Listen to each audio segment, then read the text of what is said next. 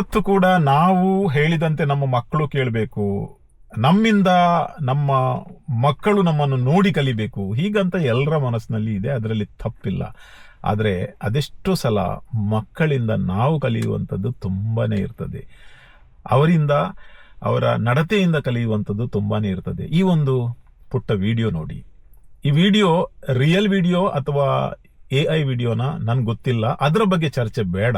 ಆದರೆ ಈ ವಿಡಿಯೋದಿಂದ ನಾವು ಕಲಿಯುವಂಥದ್ದು ಮಾತ್ರ ಒಂದು ದೊಡ್ಡ ಪಾಠ ಇದೆ.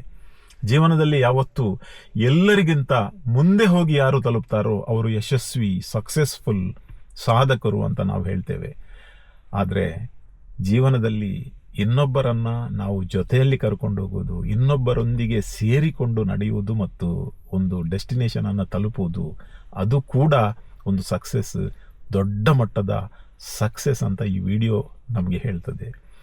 ಇನ್ನೊಮ್ಮೆ ಈ ವಿಡಿಯೋವನ್ನು, ರಿಯಲ್ ವಿಡಿಯೋವನ್ನು ನೀವು ನೋಡಿ. ಇಂತಹ ವಿಡಿಯೋಗಳು ಯಾವತ್ತೂ ವೈರಲ್ ಆಗೋದಿಲ್ಲ.